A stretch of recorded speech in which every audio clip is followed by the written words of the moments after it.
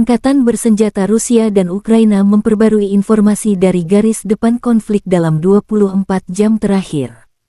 Juru bicara Kementerian Pertahanan Rusia Letnan Jenderal Igor Konasenkov tanggal 4 April melansir terjadi kontak senjata di sejumlah wilayah. Penerbangan operasional taktis, pasukan rudal, dan artileri kelompok pasukan Rusia menggempur 83 unit artileri angkatan bersenjata Ukraina di posisi tembak, tenaga kerja, dan perangkat keras militer musuh di 96 area juga diserang.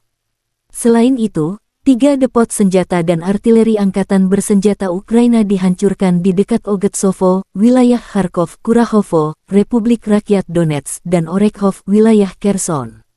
Depot senjata dan artileri angkatan bersenjata Ukraina juga dihancurkan di dekat Konstantinovka, Republik Rakyat Donetsk. Selain itu, 3 HIMARS dan 3 kendaraan udara tak berawak Ukraina ditembak jatuh di dekat Krasnogorovka, Republik Rakyat Donetsk. Letjen Igor Konasenkov menyebut secara total, 405 jet tempur Ukraina, 228 helikopter, 3.651 kendaraan udara tak berawak dihancurkan. Termasuk 415 sistem rudal pertahanan udara, 8.534 tank dan kendaraan tempur lapis baja lainnya, 1.078 kendaraan tempur yang dilengkapi dengan MLRS, 4.501 meriam dan mortir artileri Medan, serta 9.292 unit khusus peralatan militer dihancurkan selama operasi militer khusus. Di kubu terpisah, Angkatan bersenjata Ukraina dalam pernyataan resminya mengatakan Rusia kehilangan 530 prajurit dalam 1 hari. Termasuk 8 tank, 6 kendaraan tempur lapis baja serta 3 unit artileri dan 15 drone. Secara total, Kremlin kehilangan 175.690 prajurit selama konflik. Termasuk 3.627 tank, 6.999 kendaraan tempur lapis baja serta 306 jet tempur dan 291 helikopter. Konflik Rusia dan Ukraina berlangsung selama 405 hari, belum ada kesepakatan damai antara kedua belah pihak. Militer Ukraina juga merilis rekaman cuplikan penghancuran 2 tank tentara Rusia. Tank Rusia mencoba menerobos posisi Brigade Infanteri bermotor terpisah ke-59. Tapi tentara kami bertemu dengan tamu tak diundang dengan benar. Tank pertama langsung dihantam, dan awak tank kedua mencoba melarikan diri, kata Angkatan Bersenjata Ukraina dalam pernyataan resmi, tanggal 4 April. Terpisah, Presiden Ukraina Volodymyr Zelensky menggelar pertemuan gabungan dengan militer dan pejabat pemerintahan.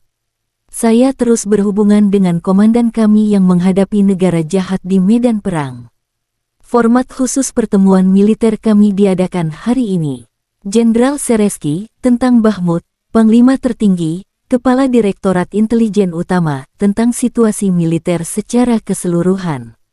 Kementerian Pertahanan, tentang pasokan amunisi dan segala hal lainnya sesuai dengan kebutuhan para pembela kita. Keputusan sudah dilaksanakan, kata Zelensky.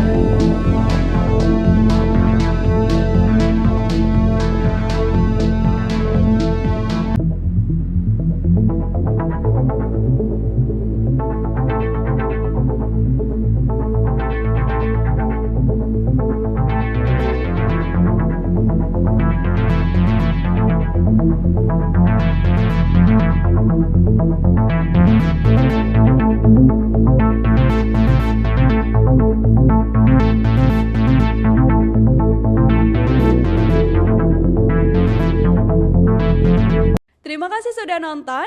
Jangan lupa like, subscribe, dan share ya.